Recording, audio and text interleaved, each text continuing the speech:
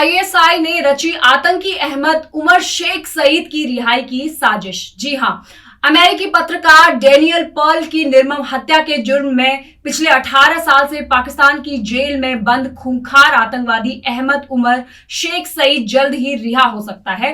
पाकिस्तान की एक अदालत ने उमर की फांसी की सजा को जेल में बदल दिया है। वहीं उमर एक हत्यारा है जिसे भारत ने वर्ष 1999 में कंधार में एयर इंडिया के विमान को छोड़ने के बदले में रिहा किया था। ऐसे समय पर जब पूरी दुनिया कोरोना महासंकट में फंसी हुई है, उमर शहीद की सजा को बदला जाना पाकिस्तान की खुफिया एजेंसी आईएसआई की एक नापाक चाल मानी जा रही है। वहीं पाकिस्तानी अखबार द एक्सप्रेस ट्रिब्यून के मुताबिक इस मामले के मुख्य आरोपी ब्रिटेन में जन्मे अहमद उमर शेख को आतंकवाद निरोधी अदालत ने जो सजा सुनाई है उसे सिंध उच्च न्यायालय ने पलट दिया है। अदालत ने उम्र कैद की सजा काट रहे सईद के 3 अन्य साथियों फहद नसीम, सलमान साकिब और शेख आदिल को बरी कर दिया है। वहीं अदालत ने कहा कि सईद को मौत की सजा की जगह 7 साल की सजा दी जाए। ये पूरा घटनाक्रम ऐसे समय पर हुआ है जब अमेरिका समेत पूरी दुनिया कोरोना संकट में फंसी हुई है। माना जा रहा है कि आईएसआई ने कोर्ट के फैसले के बहाने एक बड़ी साजिश रची है। वहीं आईएसआई को उम्मीद है कि कोरोना संकट की वजह से अमेरिका का ध्यान अभी बटा हुआ है। इस मौके पर अगर सईद को रिहा किया जाता है तो अमेरिका ज्यादा विरोध नहीं कर पाएगा। दरअसल कश्मीर में भारतीय सेना की जोरदार कार्रवाई ने आतंकवादियों की कमर तोड़ दी है।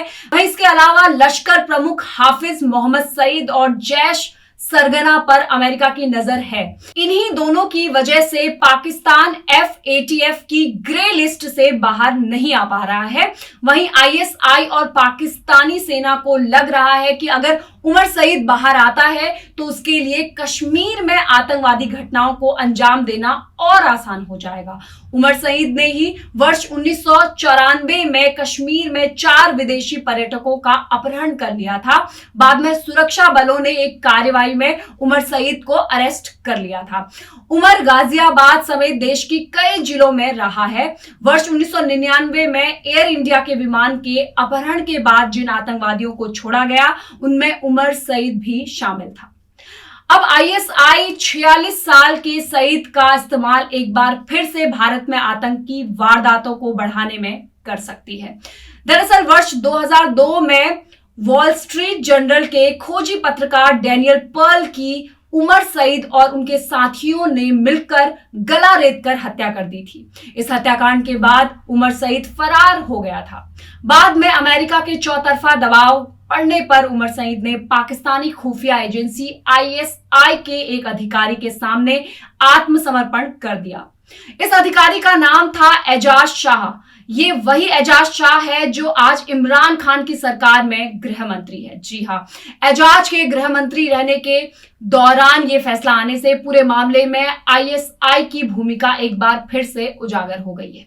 वहीं आतंकवादियों के खिलाफ कार्रवाई करने में पाकिस्तान कितना तत्पर है इसका अंदाजा इस बात से लगाया जा सकता है कि मौत की सजा पाया उमर सईद पिछले 18 साल से जेल में बंद है, लेकिन उसे अभी तक फांसी नहीं हुई है। कोर्ट का फैसला आने के बाद बचाव पक्ष के वकील ने कहा, कोर्ट ने सईद की सजा को 7 साल कर दिया है। पर्ल की हत्या का आरोप साबित नहीं हुआ है। इस वजह से उमर को अपहरण करने के आरोप में 7 साल की सजा दी गई है। उमर पहले ही 18 साल जेल में रह चुका है। उमर अगले कुछ दिनों में बाहर आ सकता है। उमर को अब तक फांसी नहीं होने से ये साफ हो गया है कि पाकिस्तानी सरकार उसे बचाने के लिए अच्छे मौके की तलाश में थी। अब कोरोना संकट ने उसे ये मौका दे दिया है। उधर सरकार ने अभी तक ये फैसला नहीं किया है कि वो इस फैसले के खिलाफ अपील करेगी या नहीं करेगी। क्योंकि सईद 18 साल जेल की सजा काट चुका है, इसलिए उसके रिहा होने की संभावना प्रबल हो गई है। तो ये थी आज की न्यूज। ऐसे ही अन्य खबरों के लिए जुड़े रहिए हिंदी न्यूज जंक्शन के साथ। नमस्कार।